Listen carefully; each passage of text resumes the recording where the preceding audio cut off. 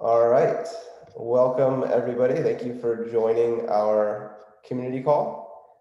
We've done a couple of these, but it's not a regular thing we do at New Cypher. We did one, I think, for the last one we did was like when we deployed the contracts for the network on mainnet, which was like a marathon, like many hour long Zoom session, if I remember correctly. And I think we also did one to talk about the DAO when we first started designing that pre-mainnet launch.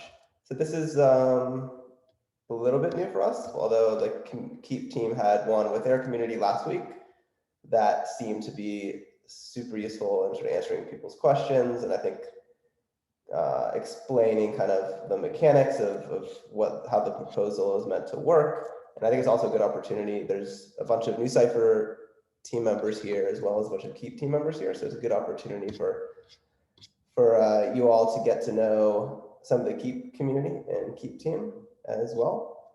But I think generally, like, this is going to be pretty informal. That's how we do things at New Cypher. So like this hard merge proposal started as a community idea. It is being worked on by various community groups, and ultimately the only way it will happen is if the community wants to do it. So we don't want this to be like a session where like we're telling you what's going to happen, because that's not what the reality is. But I do think there's some sort of questions that we can answer on like how the current proposal would work. I think there's also some interesting, my understanding is that there's a couple different community groups working on tweaks or improvements potentially to the proposal. So I don't know the full details of those yet, because I don't think they've been published, or I don't think those groups have sort of come forward yet with exactly what their improvements are. But I have some general ideas of what those look like, and we can sort of touch on that as well. And then we'll talk about like kind of obviously like just reiterate like what we think the benefits of KEaNU are for both New Cypher and for KEaP. And then obviously like we will turn it over to as many questions as we can answer from you all during the session. And the way that we have it set up is just because there's so many people. By default, when you enter the room, you are muted, and you will not be able to unmute yourself, but anyone who is a moderator will be able to unmute you. So we will sort of talk a little bit, and then as you have questions, you can either put them in the chat, or if you're on desktop, I'm not sure how it looks on mobile or the web, but there is on the bottom banner of the window, there's a reactions button. You can click that, and then a pop-up will come up, and you can click raise hand. And if you do that, a little hand will pop up next to your name on the participants list, and we can unmute you to ask a question, or you can just put your question in the chat or ask to be unmuted in the chat. So I have a couple to just sort of start off. I guess first off, I'm McLean. I'm one of the co-founders of New Cypher. We have a bunch of other New Cypherinos on the call, a bunch of KEaP team members on the call. So I think we'll all probably jump in at various points. And I'm going to share my screen really quickly because I have a couple kind of initial slides. I think how I want to start, if everyone can see that, how I like to start is basically to talk a little bit about sort of the design space for protocol or network collaboration. Now, obviously, this is in the context of New Cypher and KEaP collaborating, and this is not an exhaustive list, but it's some of the possibilities that we looked at or that community members looked at, and in helping to sort of formulate the actual first original proposal that got shared last week. And so you have a couple of different options. Like one, like if you have, let's say you have two tokens, X and Y, Obviously, in this context, we're talking about new and keep. One option, if you want to somehow combine networks, is to give people an option to burn the tokens that they hold. So you can burn X, you can burn Y, and you mint Z tokens. So you basically get rid of both of the original tokens and you create some new token that is used going forward. Another possibility is you can somehow bridge one of the tokens into the other. So basically like absorb one asset or one network directly into the other. And in that scenario, you just have one remaining asset and the one that gets absorbed just kind of goes away. And one way you could do this is like, you could theoretically, if, for example, one of the assets like Cypher has a large inflation pool, it would theoretically be possible for the DAO to pull forward a big chunk of that inflation pool and use it as like a current, basically a token to token swap the other asset. So that's another interesting design possibility. And then lastly, obviously, is the what we ended up sharing last week in the original Harvard proposal, which is a lot less, I guess, intense than either of those options, because both tokens stay, and you're just able to stake either of them into a new staking contract. And we'll talk a little bit more. I think there's some confusion on it and exactly like sort of how this mechanics would work. So we'll explain that a little bit more. And then interestingly, I think post this original proposal that was shared on Monday last week, there's been a couple different community groups that have sort of self-formed to explore either tweaks to the original proposal or improvements. I think we'd love to have, I think probably some of the people on this call are involved in those groups already. Maybe after this call, some of you will be inspired to sort of take that initiative as well. But to just go into a little bit more detail on like the pros and cons of these different approaches, and to give some context on like how we sort of wound up on that original proposal from last week.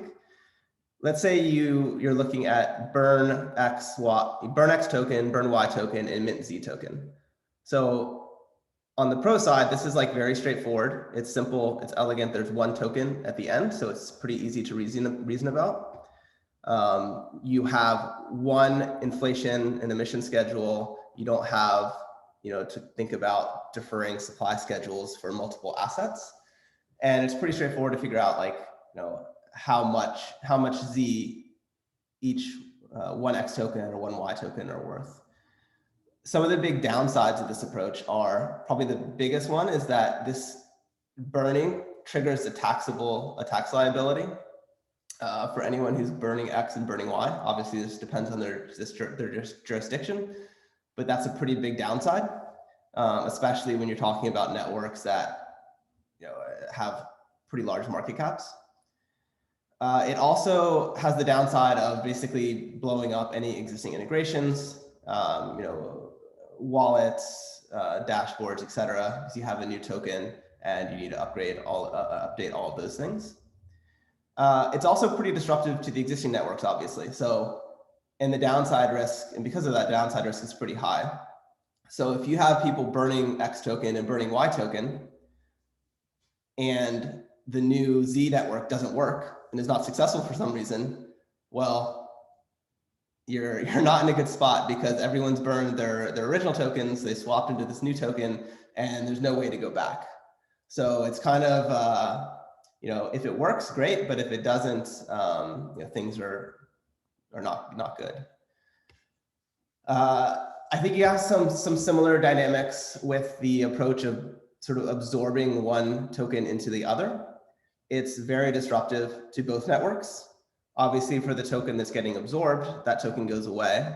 For the token that's doing the absorbing, you're futzing a lot with the supply schedule, and you're significantly impacting things like go forward emissions and circulating supply and things like that. On the pro side, obviously, it's also pretty easily to reason about. You just have one asset remaining, so you don't have to think about how the two assets interact with each other in the future because one goes away. And it preserves all those integrations that we talked about, with wallets and dashboards. But the big problem with these two approaches is anything that kind of requires like a burn or a swap or some kind of like one-way action is that the risk is pretty high because there's no way to go back if things don't work for whatever reason. And so that was kind of a lot of the thinking that went into this hard merge proposal. It is pretty straightforward technically. The disruption is comparatively very low because both assets stay around. All the existing integrations stay around, wallets, dashboards, like nothing gets broken with regard to the original assets. And the downside risk is comparatively limited. So let's say that, setting aside like the upside case and all the benefits of, that could potentially come from a hard merge, let's say just that for whatever reason, it's just a flop and it doesn't work and neither side is happy. In a hard merge scenario, basically you have the optionality to just go back to how things were. So if it's not working and it's just a disaster, which, is possible, but I think obviously there are a lot of benefits which we'll get to. But if that does happen, all the tokens, both tokens are still there. Both networks can kind of opt back out of the combined network and they can return to their current network and basically be in the exact same position that they're currently in. So you get access to like this upside potential of, okay, if this combined network is super successful, everyone's going to be super pumped and jazzed about it. But if it's not, you haven't sort of permanently impaired either network. I think the cons that we've seen over the last couple of weeks is how this works is like pretty difficult to explain. And not only the mechanics, but it's also sort of difficult to reason about just on a continuing basis because you have all of a sudden, not one remaining asset, but two remaining assets. And so you have to think about, if they had different supply schedules, how does that work? How does that work initially? How does that work over time if one asset has emissions and the other doesn't? So it's a little bit more complex on like the reasoning side.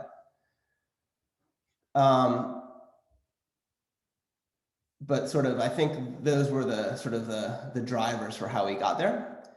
And I think there's also a little bit of confusion around like what is actually part of the proposal and what's not. So what is part of the hard merge proposal? So the first thing is a new staking contract that takes either new or keep. So if you have new, you have keep, or you have a stake on either network, you can basically opt in to the KEaNU network and run a node for KEaNU. And the hard merge proposal basically has a target of an approximately 50-50 split between the new Cypher network and the KEaNU network in terms of staking power and governance. So what we wanted to avoid was if you have a non-50-50 split, there is a risk that one of the networks just really quickly early on grabs a disproportionate sort of governance control or economic control over the combined network. And that's not what we're trying to do here. Like we want both communities and both sets of stakers and both sets of node operators to be really committed to the combined network. And I think if one is able to sort of just grab a disproportionate share of staking power or governance, you sort of compromise that dynamic and lose some of the, I think what is special about this, and you're really having sort of strong buy-in from both communities and not just one. As part of that governance, there's the KEaNU DAO, which is part of the hard merge proposal. And then in the long term, I think the idea is that both communities could collaborate on a unified protocol specification for threshold cryptography. So this is, I think, both the long-term vision for both new Cypher and Keep is that our networks would be able to do any kind of arbitrary threshold cryptography, not just proxy re-encryption for new Cypher, not just threshold ECDSA and threshold signatures for Keep, but any kind of threshold cryptography. And if we can collaborate as communities on a unified spec for that, I think that gets very interesting in the long term. And then in the short term, a combined network is a super interesting launchpad for TBTC v2, which I'll let the KEaP team jump in on this if they want, but TBTC v1 is the only decentralized Bitcoin on Ethereum, and v2 is designed to address some of the scaling limitations and gas costs that have sort of limited its market share. And so I think it's potentially a very interesting sort of short-term additional revenue stream for stakers, because this TBTC v2 application would all of a sudden be running on new Cypher nodes. And so that's, I think, one of the potential short-term benefits for new Cypher, is that if our communities can rally together to really do everything we can to make TBTC v2 successful, I think that's, in addition to the long-term benefits of shared community, shared stakers, shared node operators, there's really an opportunity in the short to medium term there. And on the flip side of that, what is not directly part of the hard merge proposal? So, McLean, if you don't mind my interrupting just briefly, I think what's not part of the hard merge proposal is such an important slide. I think it's one of the main questions people have. However, right now, only 100 people are able to see it. We're still apparently limited to 100 people, and we've got people on Reddit and Discord saying that they're not able to get in. So I wonder if there's some additional toggle we need to enable to get up to the 500 level room.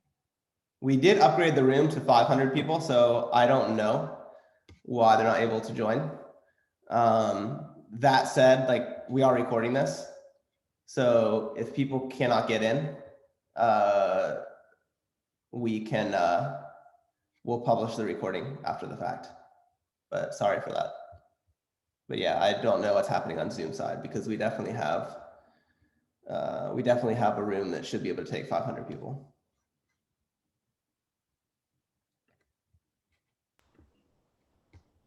Okay, I guess we just go ahead then, unless there's any obvious, there's not a radio button switch or anything anywhere. Okay, let's just go ahead, and Someone said they could stream it on Discord. I mean, we could do that. If someone wants to screen share and then stream it to Discord.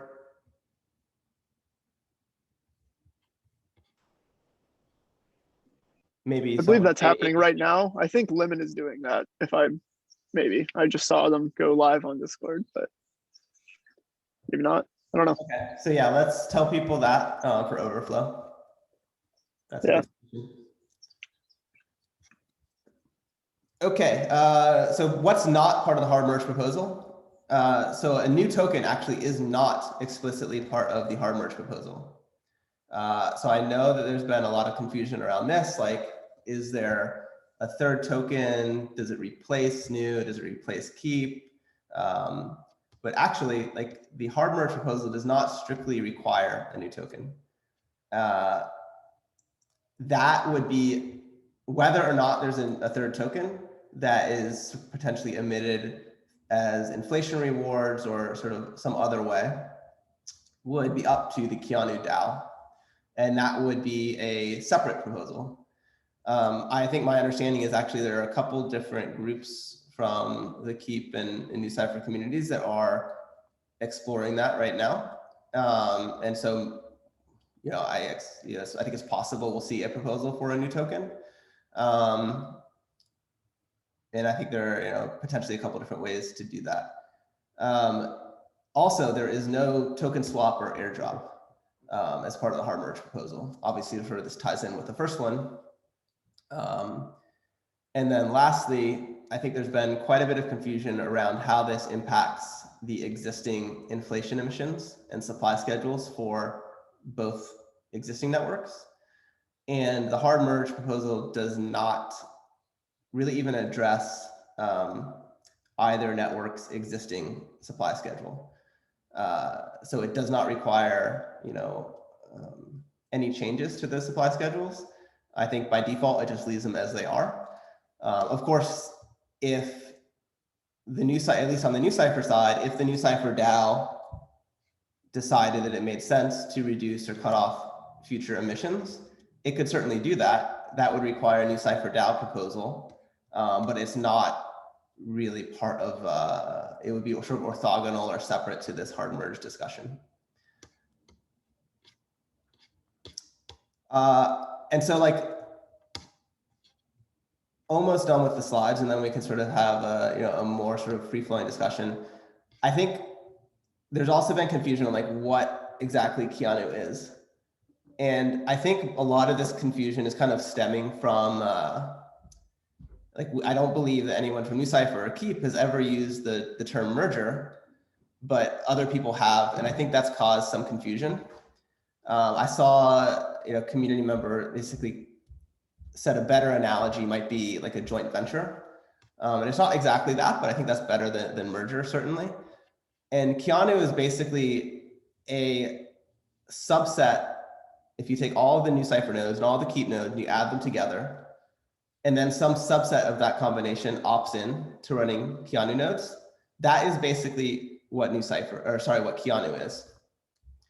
So both networks would in theory continue to exist post the hard merge, but some set of those nodes, and hopefully all of them from both networks, would opt in to running KEaNU nodes. And so that is basically setting aside sort of a lot of the confusion. That's like fundamentally what we're talking about here. It's just a way for both NewCypher and Keep nodes to run the same software that conforms to some shared specification.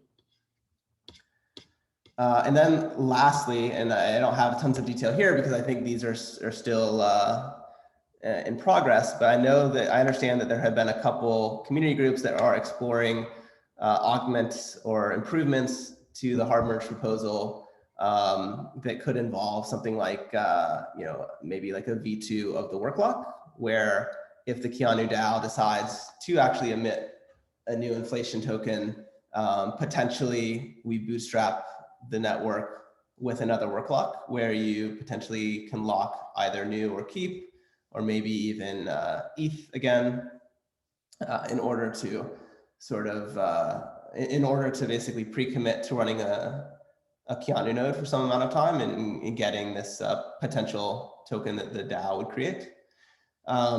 I believe there's also a couple groups sort of examining whether some limited sort of short-term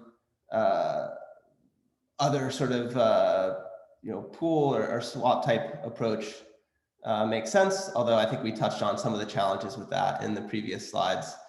I don't believe any of those sort of explorations are sort of publicly drafted yet, but I imagine at some point those folks would post on either the NewCypher DAO forum or the Keep governance forum. So it's a good idea to keep an eye out in both of those places. And I think obviously, like, just to reiterate, this is a community driven. I think both networks are community driven, and this, whether or not the KEaNU hard merge proposal actually moves forward, will be sort of up to the community. It's not NewCypher's team's call, it's not Keep's team's call. And so I think we really want everyone on this call, certainly engagement and feedback to sort of tweak and improve this proposal. And I encourage all of you to check out the 2 original hard merge proposal threads, one on the NewCypher DAO forum, the other on the Keep forum. And that is the best place to kind of engage and understand the latest of what's happening. But that is it from like the formal slides from me. So I will stop sharing. And then maybe we can start with, I'll turn it over to any other NewCypherinos or any of the Keep team that want to add some thoughts or introductions. And then we can sort of shift gears and try to answer some questions. McLean, I just want to ask a quick question just for some clarification. There's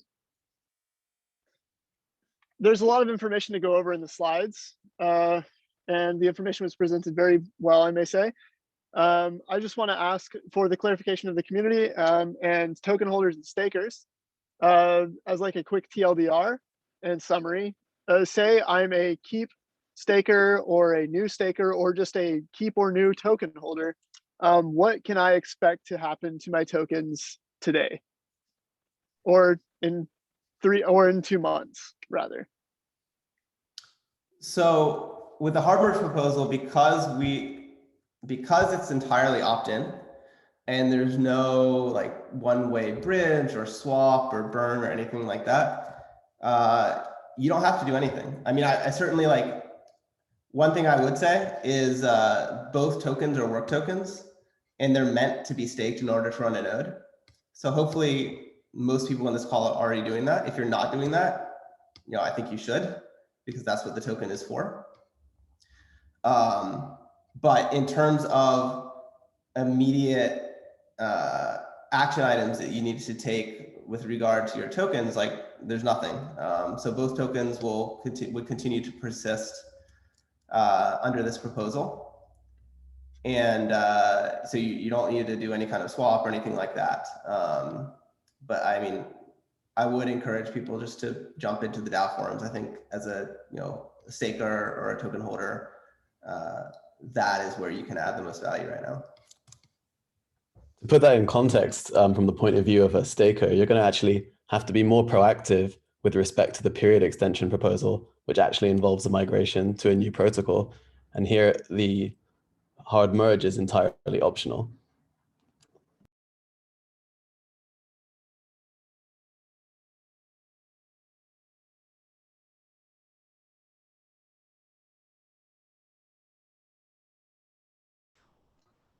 I'm just catching up on the chat to see if there are any questions that I missed. And if you want to ask a question, you can do the raise your hand function, and we'll keep an eye on to see if any of those pop up, and we will unmute you to ask your question. Just looking through some questions in the chat and seeing what people are saying. Matt's pointing out, and this is correct, there's nothing on the table that says keep holders will be getting new, as well as likewise, there's nothing on the table that says new holders will be getting keep. If you are in the hard merge proposal as it exists today, if you are holding new and you decide to use new in the hard merge, you will hold your new and you will participate in the KEaNU network.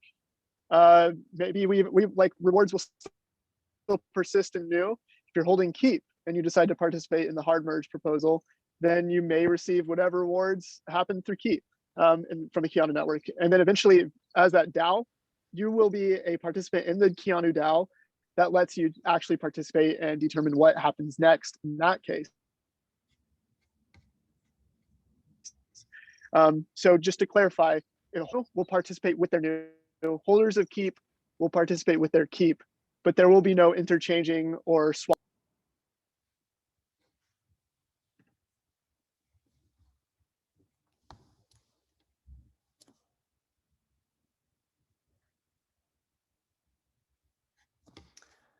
So Troy asked, what will happen to the 3 billion inflation tokens for new Cypher? Will that essentially be a 3 billion inflation for keep and new Cypher combined, or will there be a burn for 3 billion in inflation? So the current proposal does not impact either network's existing supply schedule. So as far as the hard merge proposal is concerned, the new Cypher side can do whatever it wants regarding emissions. The keep side can do whatever it wants regarding emissions.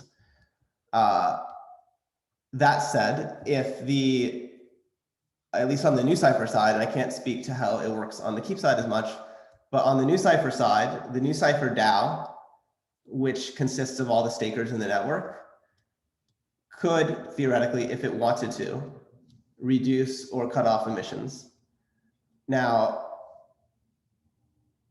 if KEaNU is successful in generating a lot of fees for new Cypher nodes and new Cypher stakers, perhaps they would be more amenable to doing something like that. I don't know, I can't speak for them. There's over 2,000 stakers in the network. But if they are able to generate a lot of fees, for example, with TBTC v2, and other services that are running on the KEaNU network, they might be more willing to sort of reduce the inflationary aspect of NuCypher because they're sustainable potentially from fees. But the other thing I would say is sort of goes back to what I mentioned before, is that NU is a work token. And if you are staking NU and running a node, which is what the token is designed for, you don't really need to worry about the inflation because you're not getting diluted. You're earning, you know, these rewards from running a node. So that's so if you're super concerned about inflation, I mean, like, I would encourage you to use the token for what it's meant to be used for. And I think, as Arj mentioned a while ago, there is a DAO proposal to reduce, that's separate from the entire hard merge proposal, but there's a DAO proposal that's pending to reduce the gas cost of running a NuCypher node, and hopefully that make that a lot more approachable for people with smaller stakes. Hopping or anything like that. Another thing to clarify here as well is that I just saw in the chat, there again, there's nothing on the table that causes people to lose or change or exchange their NU. If you're participating in the network, you put in NU, you will pull out NU as well. So there's nothing that lets you just say, put it in and never get it back. You can get it back. There is no loss. Like, if there's a good metaphor to even explain and kind of start thinking about it, as McLean pointed out, it's like a joint venture, but that's not really the best example either. The best way I could probably think about explaining it is that this is like a product developed in joint with both KEaP and NuCypher. And what that means is, imagine for a moment that NuCypher were to launch a wrapped Bitcoin. Of course, if we were to launch that, NuCypher stakers would be able to participate and run a NuCypher wrapped Bitcoin node. Perhaps the stakers can already do that in that case. This would be akin to us launching another product. And if KEaP is bringing that product to our network as TBTC-V2, what's going to be happening is basically saying, look, NuCypher nodes can run this nodes on this network, and KEaP nodes can also run these nodes on this new network. And it's basically just a new product that both of us can run together and govern control over. There is no loss on either side for that.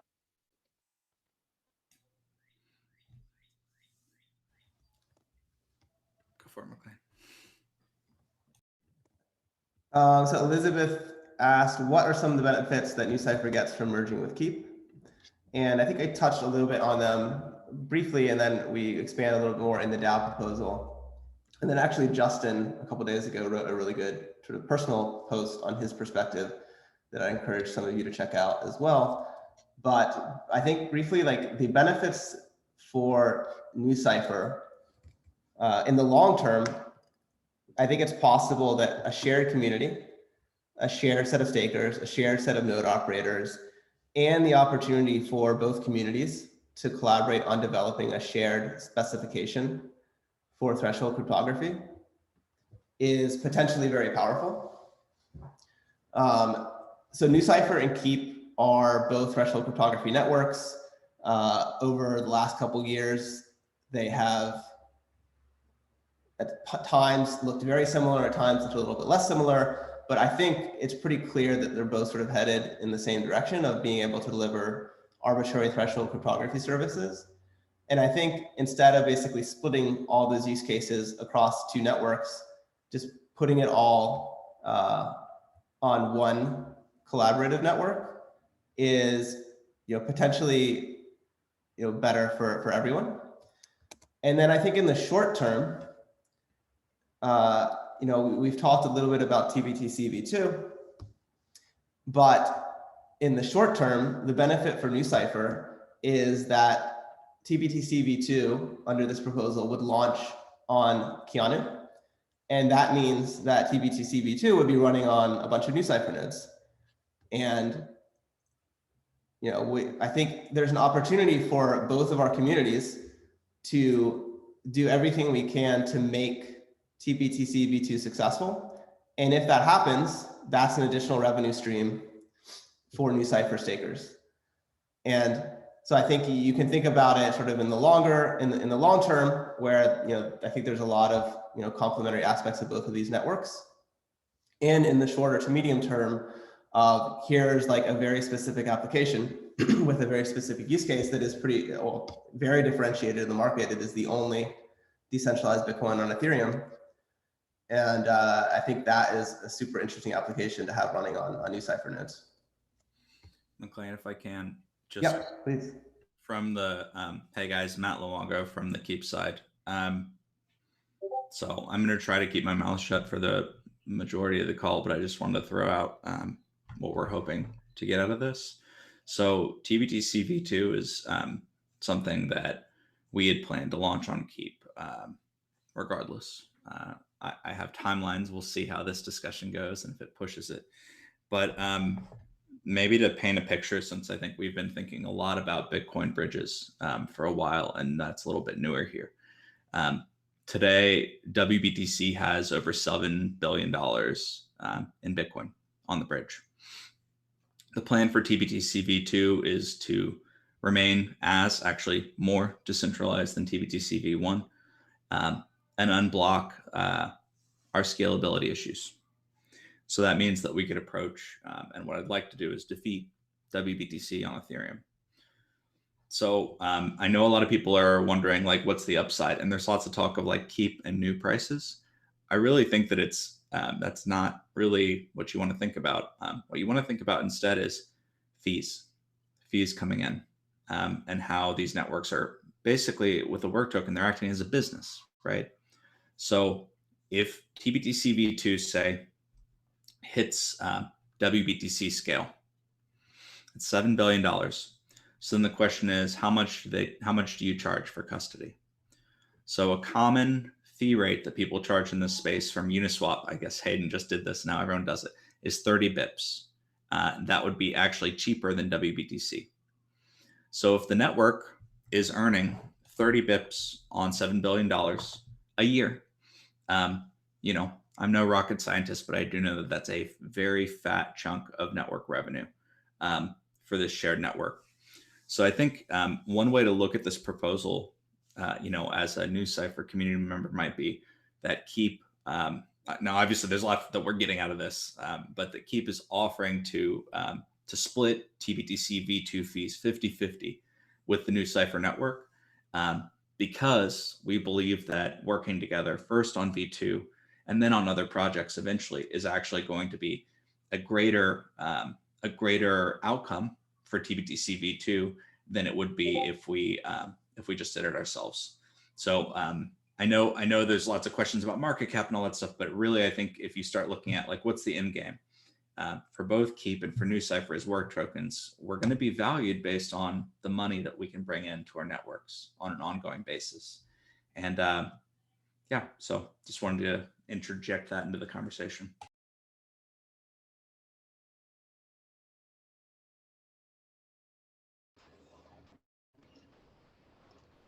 Matt, I was wondering, Take a since moment you're to on remind here, people that we you might- can raise your hand using the raise hand functionality, or in the chat, just indicate that you'd like to speak. We'd love to, if anybody has a question that they'd prefer to, or it doesn't need to be a question, it could be a comment. You just come at us. If you'd like to, if you'd like to indicate in the chat that you'd like to be unmuted, go ahead and do. I'll try to get through a bunch of the chat questions rapid fire. So one question is about the name. So the name is, we position it as just a code name. If that's the name that both communities want to rally behind, it's great. I think we think it's interesting. It has a lot of sort of meme potential, and it gives a nod to both of the existing networks. But if the community wants something else, that's fine.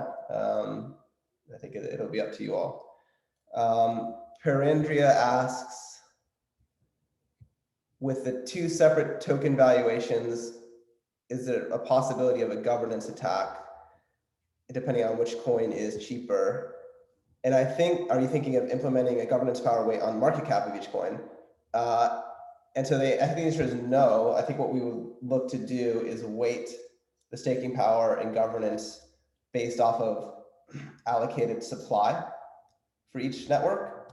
Because yeah, I think if you're weighting things on market caps or token prices, it gets really weird because one, you need a price feed, and two, it just creates like weird incentives and weird the opportunity for weird things to happen. So that's not the plan currently, is to not base it off of prices. Jared Barrett asks, is it useful to stake on CoinList? Yes, that is fine. That is helpful. You don't have to run your own node. If you want to run your own node and you can, great, but you don't have to. It is still useful for the network to stake on CoinList and run a node through their service.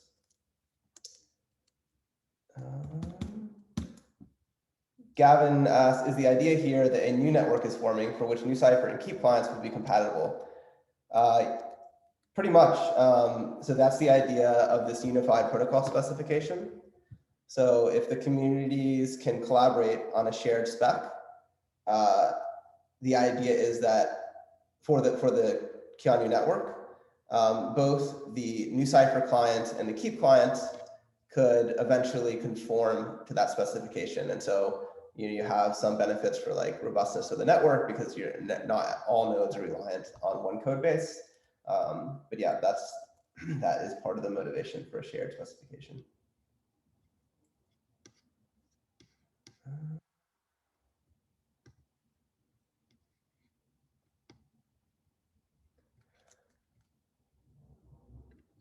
And then someone asked, would the valuation be new equals 3 times keep? I'm not sure I understand that question actually. I suspect that that's based on circulating supply. I think there's people seem to think that maybe we are talking about a 50-50 split based on well, that wouldn't really be a 50-50 split. Yeah, so what we're talking about is not actually diluting to achieve 50-50 split token wise across the supply, but a 50-50 split between organizations. In other words, so that the value of the Keep network and the new Cypher network will be valued equally when one or the other is locked up for the purposes of participating in the KEaNU or whatever we ended up calling it. And so, in other words, if you have the same proportion of Keep relative to its supply and new Cypher relative to its supply, and you lock them both, you'd expect to mint the same amount of KEaNU for the same amount of work. So it's not a token-wise 50-50 split where we would dilute one in order to have the same pool. And I think along those lines, Barrett said, I think a big issue here is that we are proposing a 50-50 split, but the max coin supply for both networks isn't equal. So if new inflates to 4 billion, then new holders become diluted. So yes, kind of. If new Cypher's current emission schedule remains the same, then over many years, then the staking power of one new in KEaNU would decline relative to one Keep, because Keep has like a fixed 1 billion tokens, I think. But I think there's a couple things to think about here. One, if you are staking that new and running a node, you're not getting diluted. So if you're using the token as a work token the way it's meant to be used, this dilution is not really an issue because you own a constant percentage of the network. Secondly, that inflation schedule is over very many years. So it is not the case that when the network launches, one new will have essentially 1/4 the staking power of one Keep. Because what's being proposed is that the staking power for each token or each network would be determined off of allocated supply at that current point in time. And right now, I believe there are approximately 1 billion Keep and 1 billion new have been allocated on each side. So they're pretty close to parity. And then I think it's also within the realm of possibility, and this would be up to the new Cypher DAO, but if KEaNU is successful in generating fees and making staking nodes sustainable without an inflation subsidy, if the new Cypher DAO decided to reduce or cut off new emissions, that would be up to them. I just got to say, guys, responding to Barrett from McLean's point, if we were to redesign the Keep network, our emissions would look a lot more like what New Cypher has now. Just to be clear, I can't speak to what you guys do with your emissions, but I can say that they are a powerful tool to grow applications on top of your network and to bootstrap behavior that wouldn't be there otherwise. So, you know, responding to Barrett and co, if we all come together and we have a new network, pro rata, what you hold in each of the individual networks is going to be maintained and cut in half in this new network. That's how you can think of it. Now, if a bunch of cool stuff is built exclusively on New Cypher or exclusively on Keep, obviously this whole thing is going to be different. But as long as you're staking, you're in a good spot. So I guess I think it's kind of simplistic to say, oh, there are emissions and we're getting diluted if you're not thinking about what the emissions are for.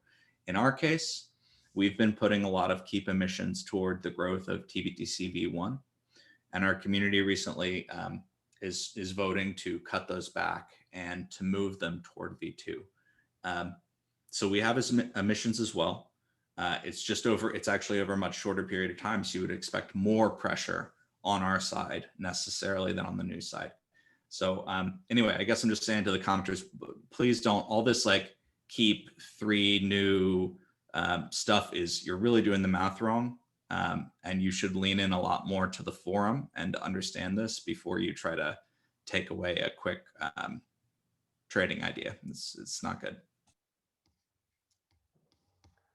And then WJY had 3 questions that are all kind of having to do with adoption on the New Cypher side. I assume specifically for proxy re-encryption. And I think on that point, I think there's 2 good examples of recent projects that are very credible projects that are building on proxy re-encryption. One is masterfile.co, I believe. And the other is creaton.io. And masterfile is, I guess, like the TLDR of masterfile is encrypted or private NFTs. So basically trying to create a kind of decentralized DRM or digital rights management for art or other content expressed as NFTs. And then Creaton is a creator economy protocol that tries to help creators, whether they're creating NFTs or video content, audio content, written content, monetize their efforts by giving them a way to grant access to their encrypted content in exchange for payment. So these are kind of like 2 interesting examples of this like idea of conditional access control, where you can use New Cypher and proxy encryption to keep data private and then conditionally grant access to that data based off of some event, whether it is like the transfer of an NFT or a payment for access, for example. And actually, like one sort of, perhaps just not to be pedantic, but like the question was, give us some examples of new partnerships that we struck with companies. And I would just say, like, we don't really do partnerships with companies. Like New Cypher is a decentralized network. So we have, like, the network has users. Maybe that's like not a meaningful distinction from your perspective, but I think to me it's worth sort of just making that differentiation. All right, what other questions we have? Is there anyone that's raised their hand that wants to verbally say their question? It looks like I've every time I address one of the questions in the chat, I fall further behind in the chat.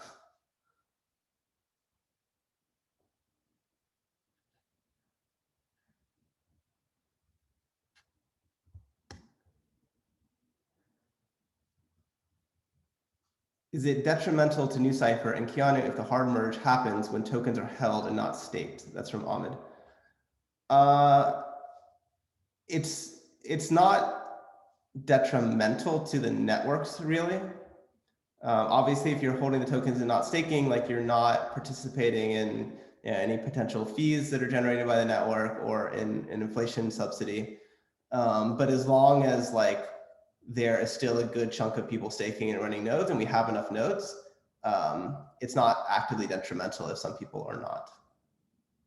But I mean, again, like both tokens are work tokens, and that's what they're meant to be used for. So I would encourage you to at least investigate staking and running a node if you can.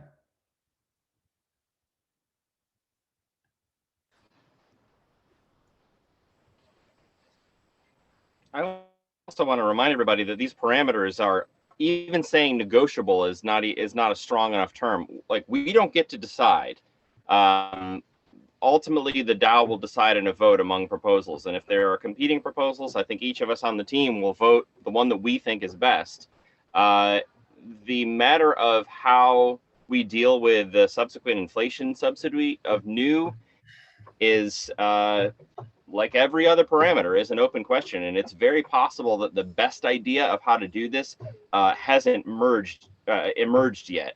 You know, what we're trying to do here is chart a path forward so that we can, you know, the real goal here is to get threshold signatures on the new Cypher network. Okay, Keep is going to town with TBTC2 whether we have threshold signatures or not. And so we think it's best for our community if we can work on this together rather than build in parallel, because it's, you know, imagine a world where we did separately build threshold signatures for the purpose of custodying Bitcoin on other blockchains. It doesn't seem that likely to me that more than one solution, more than one decentralized solution, is going to emerge as the successful one. It's going to be the one that's cheapest and most efficient and uses the least gas, and you know, the feature set is relatively narrow. So what we'd like to figure out here is how can we work together instead of competing with each other to bring the best threshold primitives to this network, to our network, to the new Cypher network, the Keep network, the joint KEaNU network. And so, like, the questions of the parameters of the inflation schedule, the winner there is whoever comes up with the best idea for that. It's very possible that the best idea has not been mentioned yet. And so please don't think that these parameters are written in stone. Like, come at us with better ideas, and you know, we're in the same position as you. Like, we're new holders, we're new stakers, we're new node operators. We want the network to succeed. So if there's a better idea for how to deal with things like the inflation schedule, that better idea will win.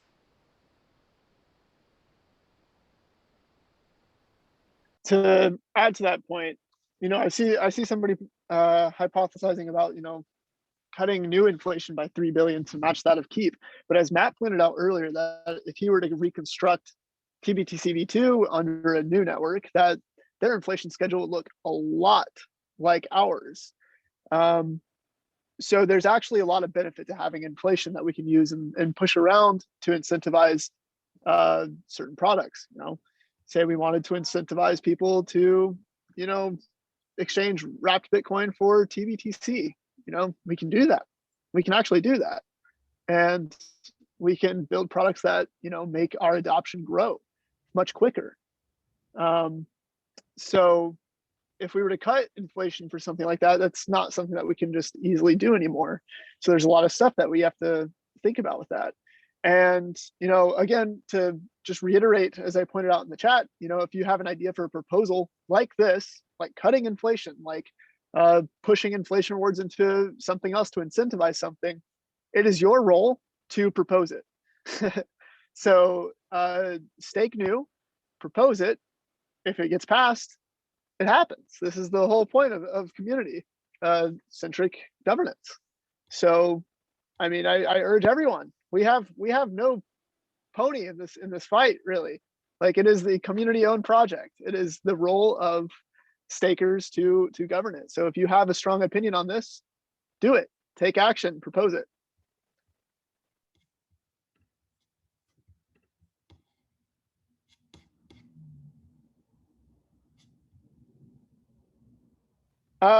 any plans to make staking new easier?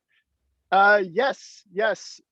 So of course, but beyond just finding different platforms that y'all can throw new into and start staking, we are working on some UX and UI upgrades and things on our side that we can maybe hopefully use to build some better management tools for your stakes, and as well as staking intrinsically for our staking operators. Obviously, something we would love to see staking become much easier. Again, we're like it's a bit tricky for us, but we're working on it. Yeah. I'm gonna allow people to unmute themselves without raising their hand, because I feel like New Cypher and Keep people have been talking a lot, and no one else has. So this is a bit of a trust fall. I guess we can revoke that permission if necessary, but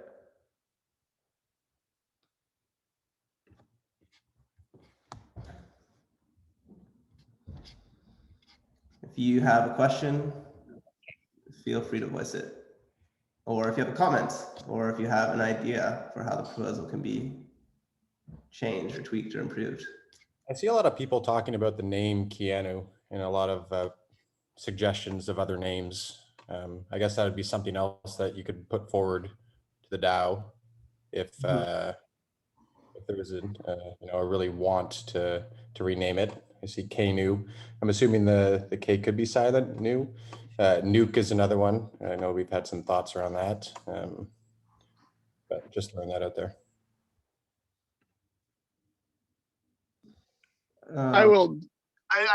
Oh, sorry, go ahead. I was gonna say, someone said again, like, the problem with the 3 billion inflation from new versus keep is that if you're a passive holder, you're still getting diluted.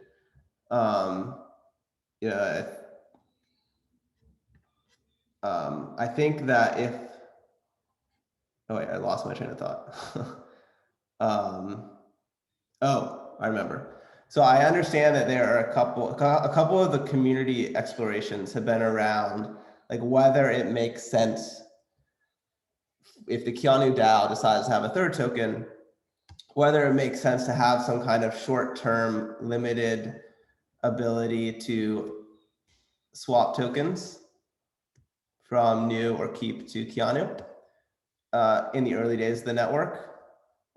This isn't something that either of our teams can sort of be involved in this community discussion, but if the DAO decided it wanted to do that, that would be potentially an opportunity for people that are passive holders and are not staking to basically move from potentially a more inflationary asset into one that is the new third token, if the DAO decides to create it. And if that happened earlier rather than later, then if it would be based off of allocated supply. And so that would be before like the 3 billion inflation kicks in. But again, that's, I don't know if that exploration will turn into an actual proposal or not. That'll be sort of up to the folks that are working on it. Also, just to point out that, passive holders, I do think there is a role for passive holders as well in whatever we come up with. And, it's up to the community as well to help us figure out products that make sense for passive holders to sort of incentivize that and, just have a larger community and people like that.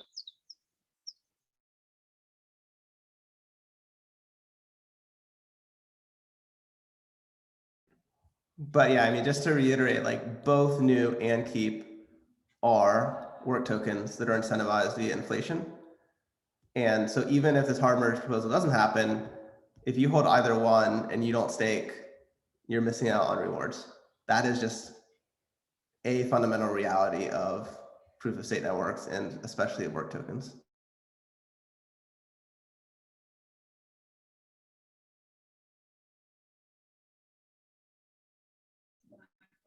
This is even the case already on New Cypher right now. I mean, if you're holding New Cypher tokens and you're not staking them, you're missing your rewards.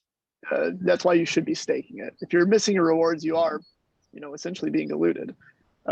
So the value of, as McLean points out, the value of the worth token is to stake it. So if you hold it, you should stake it. You will get more.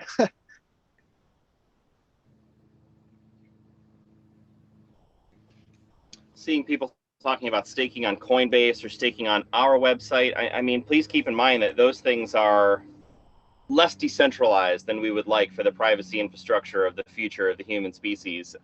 We really like, Coinbase is a huge corporation they're about to go public. New Cypher is obviously New Cypher.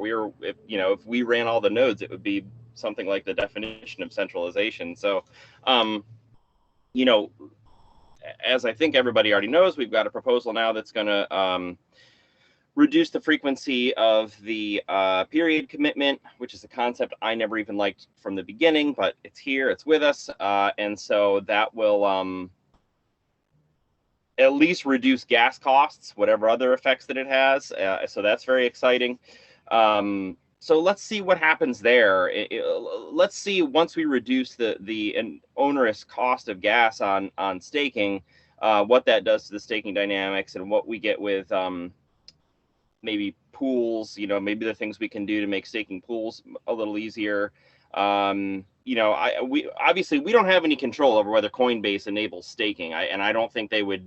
It's something they could do without even telling us. You know what I mean? It's like we're not in the same league as Coinbase in that respect. So if they enable it, they enable it. From my perspective, that's kind of sad. But if people use it, they use it.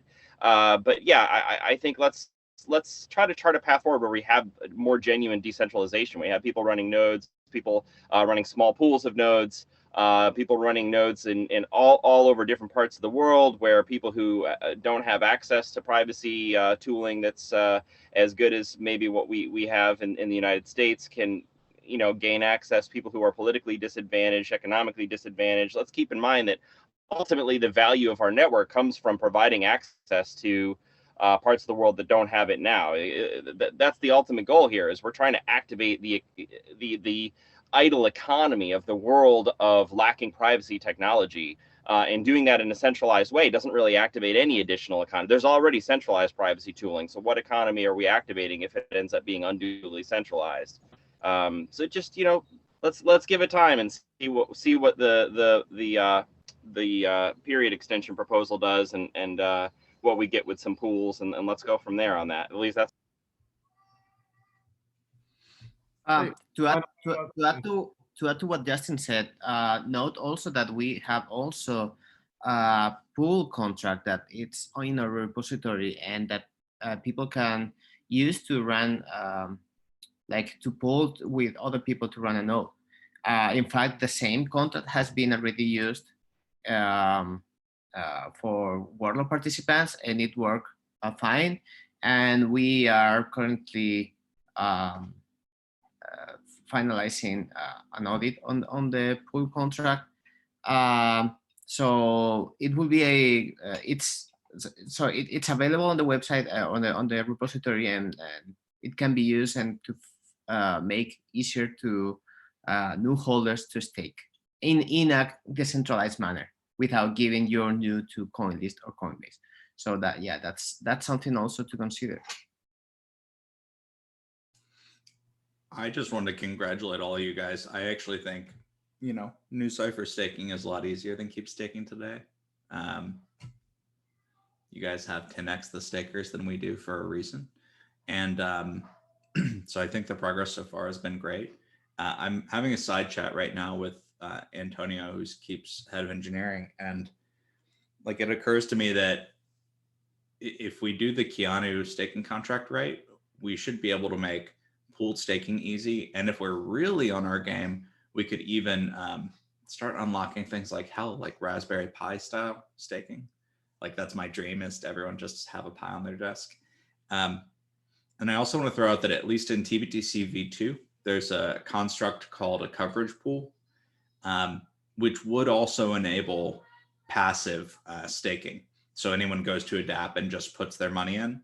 So the money is at some risk. It's ultimately it's an insurance contract, and you're acting as an underwriter.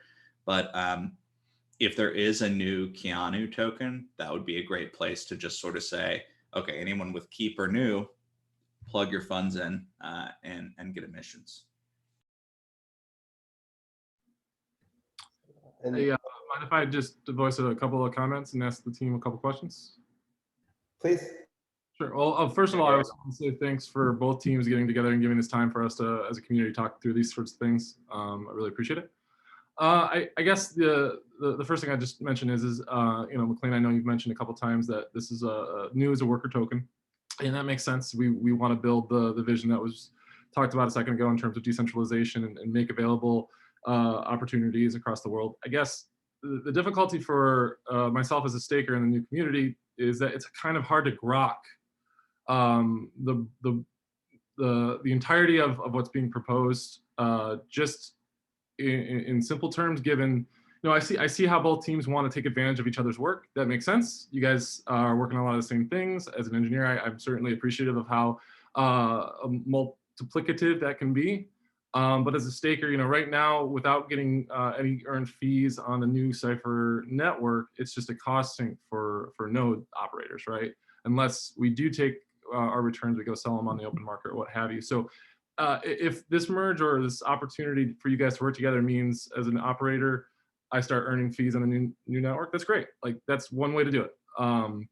It's just a little, you know, to grok it comes with a lot more than what I thought it would be, which was maybe we'd have 1 or 2 applications already on the network earning fees, and, you know, conversations would be a little bit better bite-sized into, you know, is the fee schedule working for that, or, you know, all these, there's affects to running a node right now that are part of the promise that as a staker I don't interact with yet because there's no reason to. And so it's just it adds a lot of mental gymnastics to get from let's look at that and see how that works all the way to let's merge teams to help the engineering side of things move faster. You know, that's really it.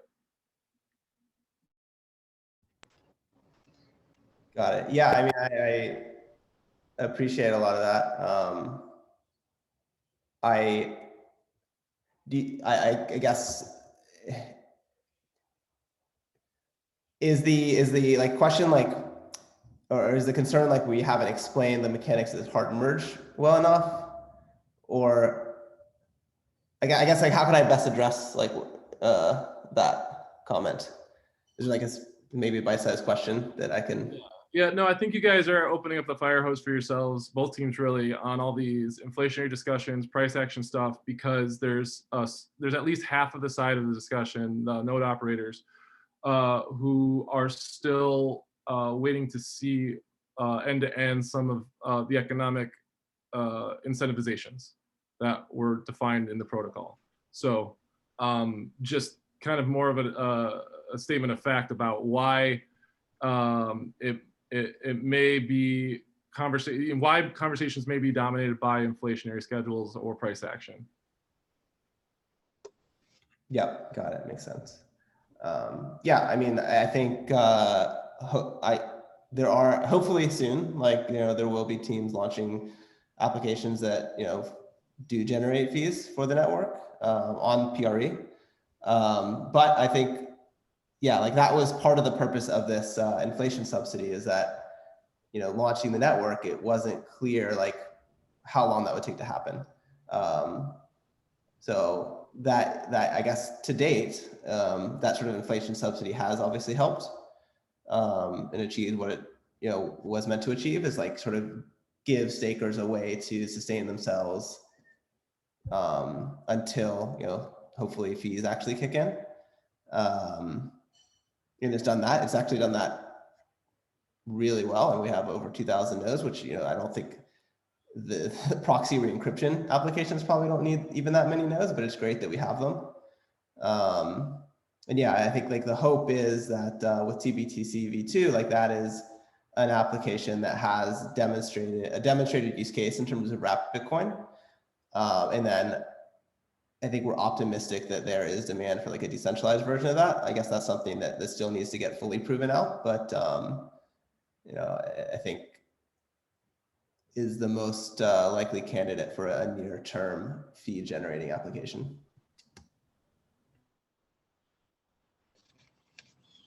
Yeah, I mean, in case this is not completely obvious, and maybe it's not, we're pretty sad that about the way things have worked out with the gas price spike during the rollout of our proxy re-encryption service. We think proxy re-encryption is freaking awesome and has a lot of use cases, but nobody in their right mind, I mean, not nobody, something like maybe 2% of use cases are possibly viable when you have to write to the blockchain to make a policy at these gas prices.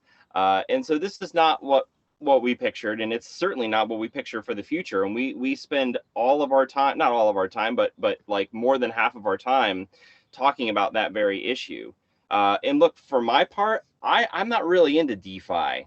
You know, it's not like, it doesn't excite me that much. It's really cool, and I've really come around to the prospects for banking the unbanked, and how you know, what Wall Street Bets and GameStop showed us are financial instruments being held in the hands of the few, and sort of democratizing that and making that borderless. That stuff's all great. But, you know, I mean, I got into this mostly for Web3. I got into this mostly for the proxy re-encryption, access management, and looking past that toward other threshold primitives. I'm sorry, hold on. I've got a siren going by here. Just all right. Toward the other, you know, the other threshold primitives that are potentially really groovy for Web3. And so, like, to be absolutely clear here, we are not going to leave new holders in the dark. Like, you know, even if KEaNU were the only prospect on the horizon, as McLean mentioned at the beginning, but maybe didn't quite hammer strongly enough, if we need to cut off inflation rewards for new to put it on that sort of 50-50 footing with no subsequent inflation rewards, the new Cypher DAO can do that. If we get to a point where we have plausible proxy re-encryption use cases that are generating fees on the Ethereum network, and we want to continue to have the new Cypher inflation subsidy for new holders who are the only ones that will be able to provide that service, the DAO can do that. If we decide that we want to leave Ethereum 1 for better shores, which I've said many times in public on our Discord, I'm interested in deploying on Tendermint. I'm interested in exploring what it takes to deploy on ETH2. I think ETH1 has about outlived its usefulness for projects like ours. I love the Ethereum community. I love the stakes. I love the rules. I love the creativity. I love the nodes. But the protocol, it has failed us. It has failed projects in our position that are trying to build economy in Web 2 or Web 3. And like, we get that. Oh my goodness. Don't think for a second we don't get that. And whatever we do to make the Web3 functionality useful as Web3 stuff comes online, I've said many times, I think gaming is a likely avenue for that. You know, the new token and the 2,000 nodes that are staking new are going to be obviously the lifeblood of the reasons that we work on that. If we do move to another layer 1 network, which a couple people have asked, obviously we would respect the network state of new Cypher 1, and, you know, the current new Cypher token. We would figure out a way to spoon across layer 1s if we have to. And not everyone on the team is fully sold on that. I am. I think it's time, and I would love for more people to put pressure on us to do that. But yeah, I mean, I think your question gets at the heart of the matter, right? Why would I, as a new Cypher token holder and node operator, and I am both of those things, I'm staked for 2 years right now, why would I spend gas staking new just to barely keep up with Keep and not collect any rewards from proxy encryption? Obviously, I would never do that, and we would never ask you to do that. No matter what happens, if that's what this proposal comes down to, I will vote against it. We'll all vote against it. That's definitely not where we're going to end up with this. The question is, how can we work together in such a way where the economic incentives don't end up looking like that? We can't magically make PRE, we can't magically make Ursula suddenly in high demand around the world, particularly at these gas prices. Now, we can do things like move to another layer 1, like pass the staking proposal, like deal with sponsored policies and meta policies, all the things that we've been talking about. We can do things to make it more attractive. And then we can do things on the economic side, but all this stuff is open for discussion. The long-term vision for me is definitely high power, awesome Web3 tooling. That part hasn't changed. We want to also do threshold signatures, and Keep is already doing it, and they don't have the nodes we have. They don't have 2,000 nodes. They can't do TBTC2 on their current fleet. They need our help. You know, you all are sitting there running nodes that aren't generating enough fees. And so what we're really all trying to do, so are we, what we are all trying to do is figure out how can we get this TBTC2 on your node generating fees for you while we're still waiting for Web3 to be a thing. That's really the discussion here. What does the economic landscape have to look like for that to make sense?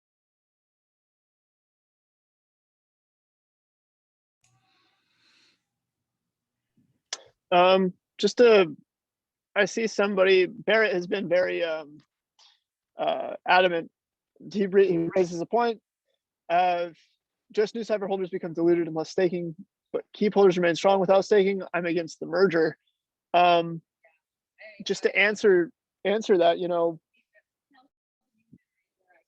obviously there is some value to it, right? So we do, like, if there is anything that we can do to sort of change your mind on this, or you can help us, or like what we're trying to say here is work with us on this. This is a proposal. This isn't something that has written into the blockchain already and that is going to happen. This is a proposal for our communities to deliberate and come to consensus on, so we can, you know, work together on it.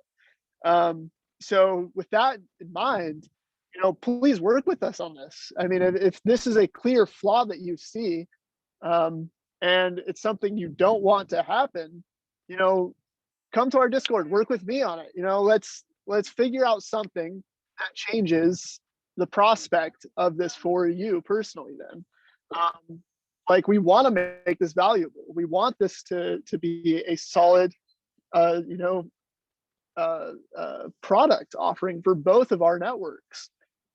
So, you know, please work with us on this. Help us figure out, if this isn't good, help us figure out something better. You know, that's what we're asking right now.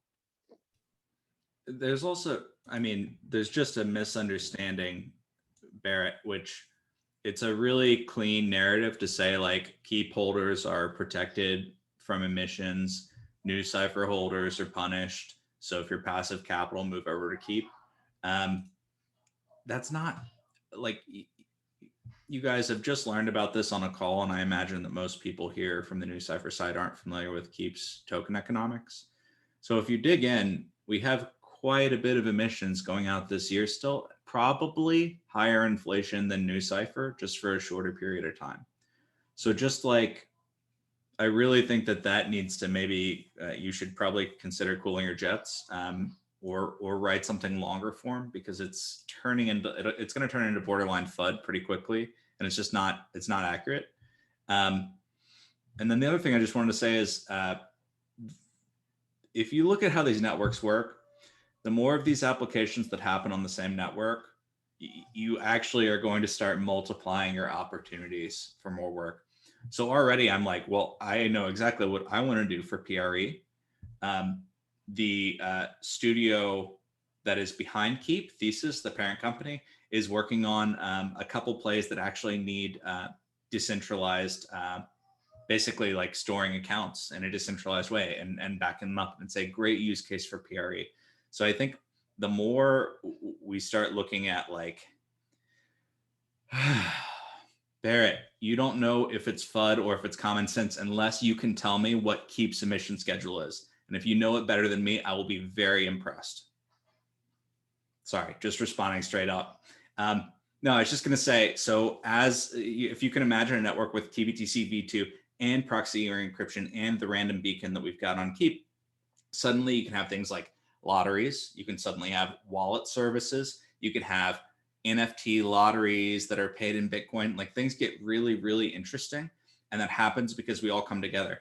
Alternatively, if we remain on separate networks, frankly, I'm like, oh, I love the new Cypher guys, but I don't want to give their network fees from a project of mine because eventually they could compete with us. So like there's this really powerful thing that's happening here, which is if we can consolidate, we should actually be able to grow the pie because each of our applications can make better use of each other. So I really think, we need to really be talking about fees and the future. I totally appreciate that there's an emissions question around New Cypher. If I could snap my fingers, I would, both tokens would magically have the same emission schedule, and this would be a moot point. But you guys as a community should stand up and just propose something. Please do it long form. Please check in on our Discord or on Keep's forum to make sure you know our emission schedule, because there's a phrase that the devil it's higher inflation than you think it is, and you should read up on it. Anyway, off my soapbox. Hi there, guys. I've just got. Oh, sorry. I was just going to ask a question, if that's okay. Yeah, please go ahead. Sure. So I was just trying to get into more of the kind of publicizing of New Cypher with marketing and PR. You mentioned like meme potential earlier with KEaNU, but I think that, to get people into what proxy re-encryption is, the potential, the future use cases of it, etc. I mean, when I was first looking into it, people described an ancestry.com analogy where, you wouldn't necessarily be understood of who you were as a person, what information you were kind of capturing, and that helped me understand the project when I was getting into it early stages. But just regarding some general marketing and PR as well as future use cases, is that something the team's looking into beyond the kind of back end technicals? Sorry, could you say the question one more time? Like it started with marketing, and then what was it regarding? Yeah. Marketing, or was it regarding? Yeah, it was just regarding the marketing. Like, if the hard merger does happen with KEaNU, you mentioned that there was some potential for like memes and things like that would draw attention to it. But I just wanted to know if there was really much marketing and PR that you guys are doing, if you're working with people to kind of promote the brand of both Keep and Nu. Got it. Yeah. So I think KEaNU is like fun memes. To your point, it doesn't like. The memes about KEaNU don't do a good job of like explaining like what the network, either New Cypher or combined network, actually do. So it's it's not perfect from that perspective. But in terms of like what we have done, at least on the New Cypher side, historically around marketing and promotion, is very developer focused.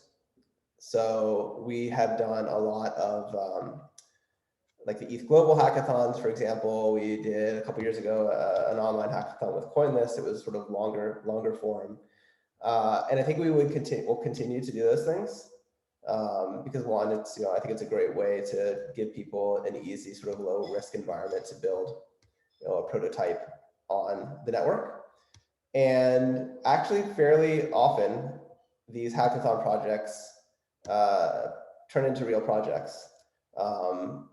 This has happened, outside of New Cypher and Keep. Several projects have come out of ETH Denver. It's happened on New Cypher. The master file project that I mentioned a while ago is actually an ETH Denver project. So they were one of ETH Denver winners, which was like a couple weeks or a month ago, and they're doing very well. So I think that is a fruitful area, is sort of engaging any opportunity we have with third-party developers, because at the end of the day, like a threshold cryptography network is like a developer tool or middleware. So it's not something that like I, as like an end user, are going to be using directly, but I would be using it via another application that uses it under the hood. So that's, I think, ultimately like where we want to get to is, we have built this great network of decentralized threshold cryptography services, and we just want to get it into the hands of as many smart builders and developers as possible, so that they can actually leverage these tools. Thanks.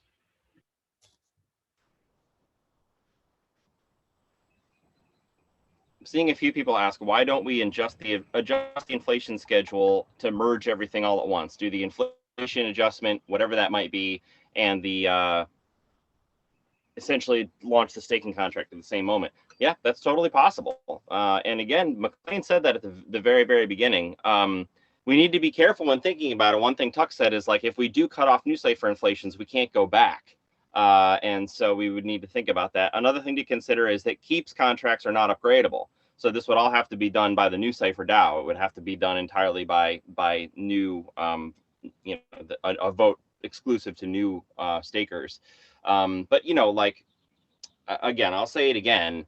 We're all like, everyone on the new Cypher team is holding the new token also. Like, we're not, the last thing we would want to do is make some boneheaded decision without thinking the economics through and tank our own token. We don't think this is that. What we see is a huge fleet of mostly idle nodes thirsty for more fees, and then friends of ours in the community who have a great idea for a piece of software that can run to generate those fees and not enough nodes to run them on. So when, like, we see those two things happening together, we reach out to you, our communities, to say, please help us figure out a way to pair your idle nodes with their potentially profitable software, so that instead of having two problems, we have one solution. And another thing Matt said was, like, what would happen if we didn't do this? Well, he would perhaps feel some insecurity. He didn't use that word, but insecurity about using our network because we could end up viewing each other as competitors. And that is totally possible.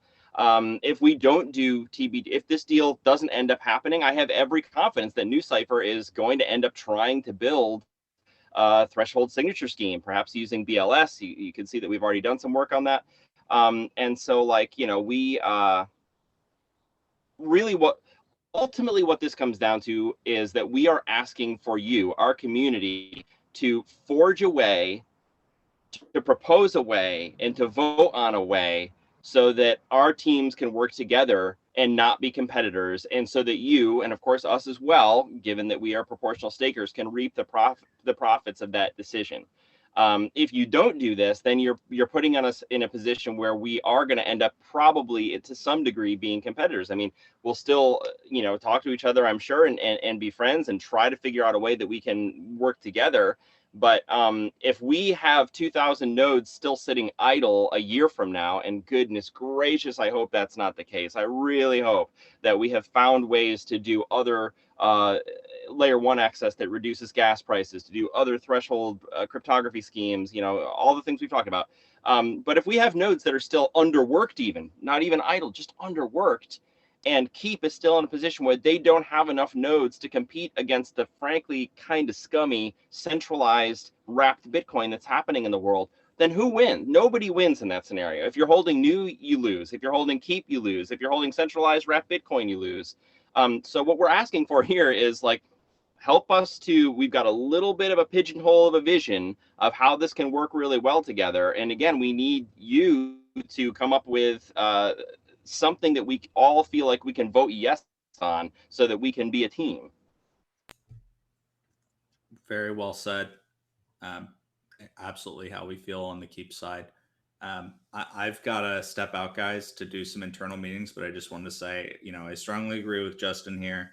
I think that this is going to ultimately be positive sum. I absolutely think that there's a discussion to be had around emissions and balance, but ultimately, if we're all going 50-50 on one set of applications with one set of fees and turning all of our attention to growing that, I think that we're going to do better than competing. But I've got to step out, guys. Thank you so much for the welcome and for having us.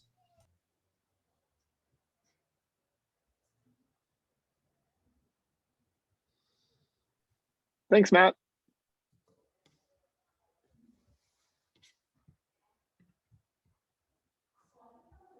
More questions? We've got all day.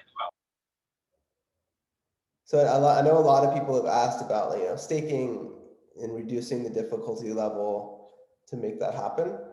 So that is obviously something that we are thinking about. I think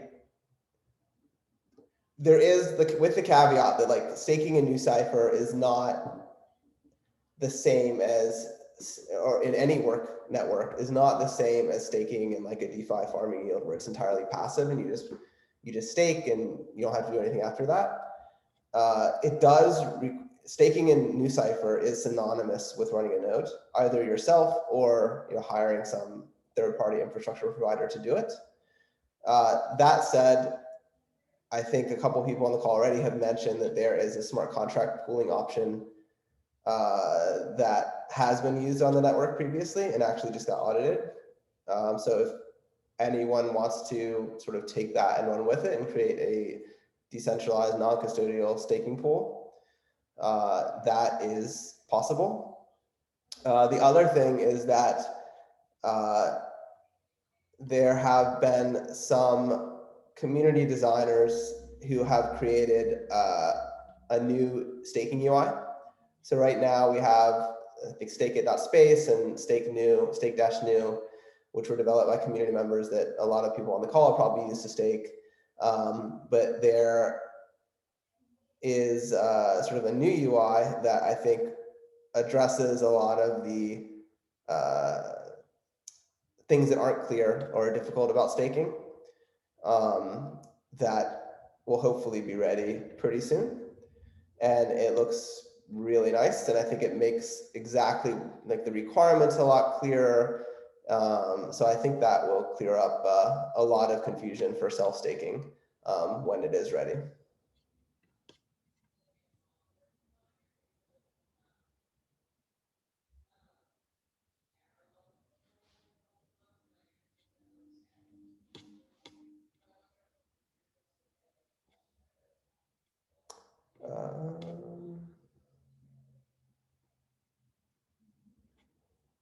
Someone asked if post-COVID we'll be doing like attending conferences. I think we love to attend like the developer-oriented blockchain conferences, like the ETH Global stuff is great. We don't like conferences where it's like about shilling or just talking to people who are not really our audience, which is developers. But certainly I think we're super looking forward to all the ETH Global events and hackathons starting to take place in person again. DevCon, which is the sort of annual Ethereum conference, where we presented at in the past. Like, I think we are all sort of looking forward to COVID being on the other side of COVID and being able to see all of our Ethereum and blockchain friends again. And obviously talking about all the exciting stuff that has happened on the new Cypher side. Before COVID, new Cypher had not launched. So that all happened during COVID, which is kind of amazing to think about how different things were.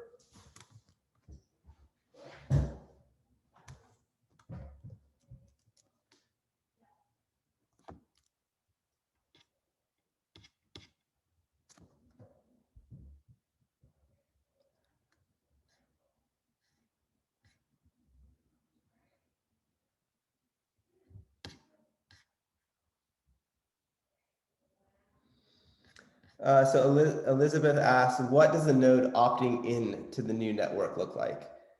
Is stake weight split between the two networks?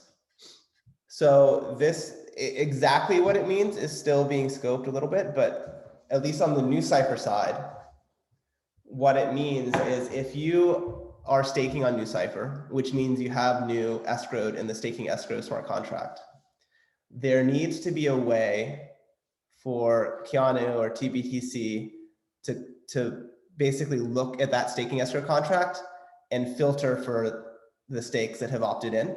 So there needs to be some ability for KEaNU to essentially read from the new Cypher staking contract to filter for people who have opted in. And then also a way for TBTC to distribute fees and potential inflation rewards to those that have opted in. And then lastly, a way for TBTC to slash stakers in the staking escrow contract for protocol violations. So it needs to be able to read, filter, distribute rewards, and slash or punish in the event of misbehavior.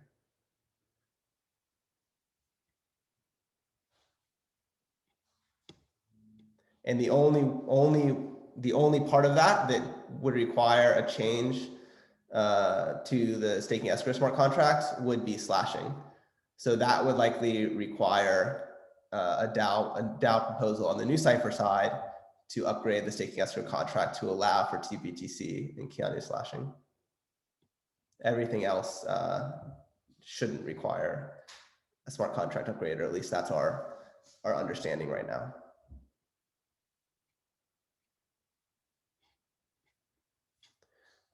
Cooper asked, will CoinList and other staking services also be participating in KEaNU? So they're in the same position as any other staker. If they opt in, yes, they can, but they need to opt in. At least that's how it's imagined right now. I don't see, I think if all of their users and customers want them to opt in and to participate, and you let them know that, I don't see why they would not do so. But that would be, I guess ultimately their sort of a business decision.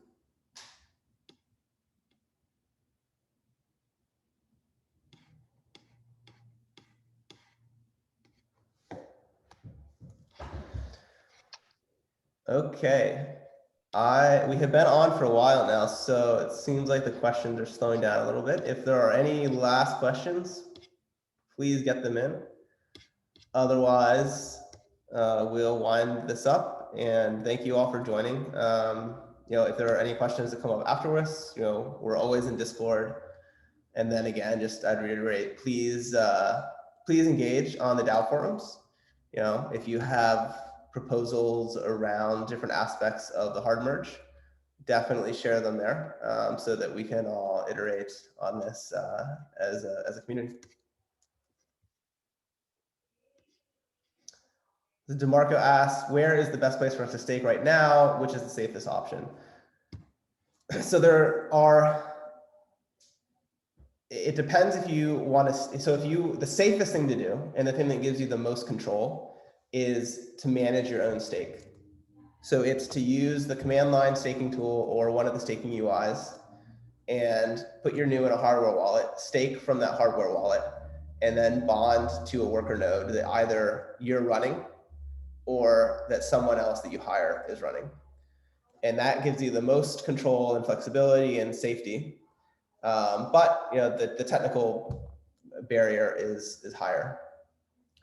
So right now, there's only one centralized custodial pool, which is running on CoinList. So how that works is basically you send your NU to CoinList, and then they stake it for you, and they run a node for you, and then they take a cut of the inflation rewards. So that is like that from like a one button click perspective, CoinList right now is like the easiest. But we did mention before, like the smart contract pooling options, which some community members might decide to spin up. But right now, the two main options are doing it yourself or doing it through CoinList. Lemon asks, only node owners can vote on the DAO. So right, the new Cypher DAO consists of the new Cypher stakers. So if you're staking NU, you're able to make proposals and you're able to validate an active proposal or reject an active proposal. But anyone can open a thread on the DAO forum to initiate a discussion on a potential proposal. You don't have to be a staker to do that. And Janice says, how does one vote for or against proposals? So basically when a formal proposal gets made, it happens, we're using Aragon technology to run the new Cypher DAO. So a formal proposal to upgrade one of the smart contracts gets made, and that happens on chain. And then there is I believe it is a 2-week validation period where any staker can validate or not validate the proposal. And there are certain requirements. So it requires a certain percentage of participation of all the stakers. And it also requires, I believe, a 60% validation rate in order to pass. And I believe it's a 20% participation threshold as well. DeMarco, there is not a video right now about staking. At least there may be community videos about staking actually, but I'm not aware of any that we've made. There is a very good guide about how to run your own node on DigitalOcean by a community member. Let me see if I can find the link for that.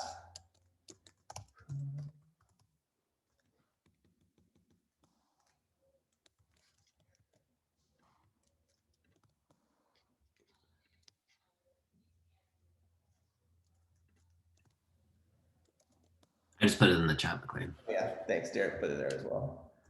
So that is a good guide. I would say like right now, the main cost associated with running your own node and staking yourself is gas costs. So nodes have to do a daily check-in transaction, which is an Ethereum transaction. And because Ethereum gas costs are so high right now, that is basically the primary cost associated with running a node. There is a pending DAO proposal to reduce that daily check-in to weekly, which would essentially 7x reduce the cost associated with running a node. So if that passes and is validated, it will soon be more sort of affordable to run a node with smaller stakes.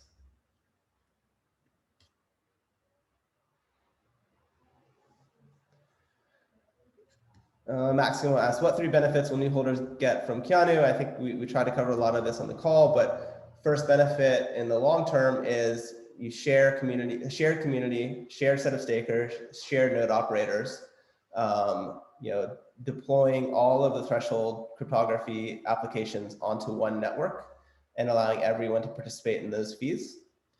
A second benefit is communities being able to collaborate on a unified protocol specification, and eventually, hopefully, both the new Cypher client and the Keep client conforming to that specification, which makes the network more robust from a technical perspective. And then I think in the short-term benefit is TBTC v2 would launch on KEaNU, and that is a potential additional revenue stream for new Cypher stakers because TBTC v2 would all of a sudden be able to run on new Cypher nodes. And I think one reasonable way to think about KEaNU is basically from the new Cypher perspective in the short term is almost like a call option on TBTC v2. So if both of our communities can come together to make that application very successful, it seems highly likely to me that both communities would come out ahead.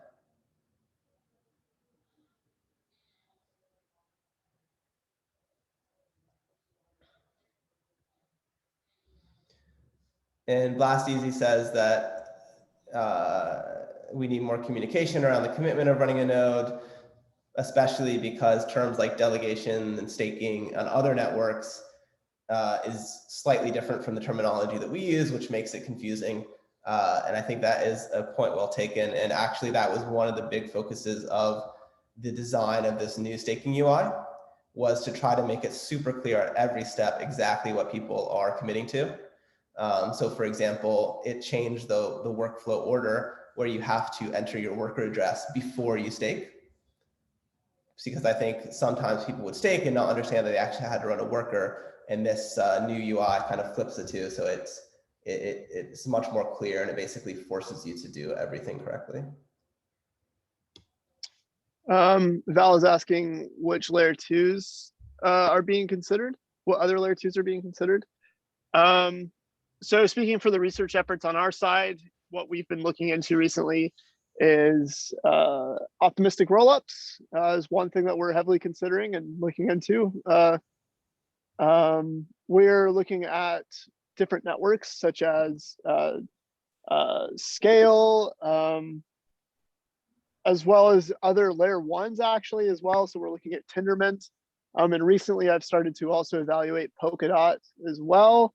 But these are all just research efforts and more or less just us kind of looking around and seeing what the options are. I think most of our applied effort has probably been in optimistic rollups. And so that seems most feasible, at least today speaking. But there is definitely a lot more medium to long-term research going on in terms of scalability, layer 1, layer 2 solutions.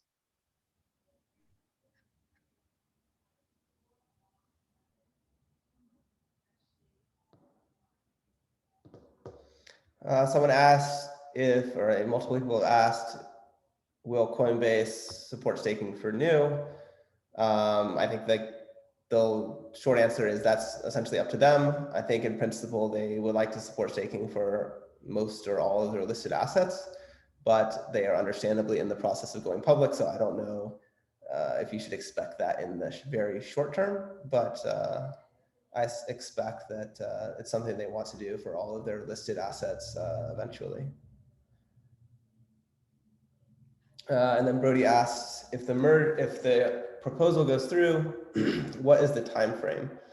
So I think that's, to some extent, that's still being scoped. And I think you've probably seen from this call that it's not clear exactly yet what the final proposal will be, given that there are several community efforts to create improved proposals or slightly tweaked proposals.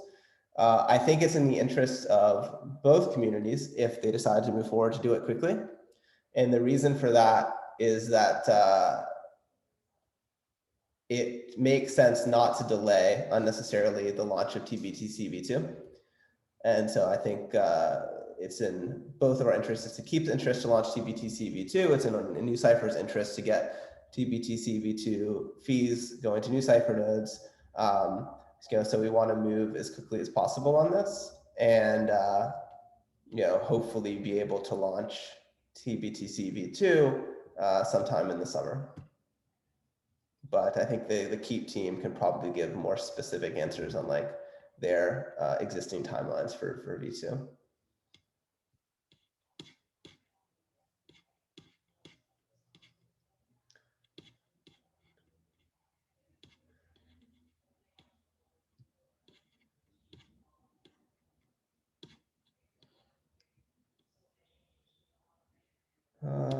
Janice says, can you vote on proposals if you're staking through CoinList? So CoinList would be able to validate or reject proposals. So the way that CoinList works is they're basically running a handful of large nodes where they pooled people's tokens. And so in that, CoinList is essentially the staker. So if they wanted to participate in a DAO proposal, they could do so on essentially your behalf.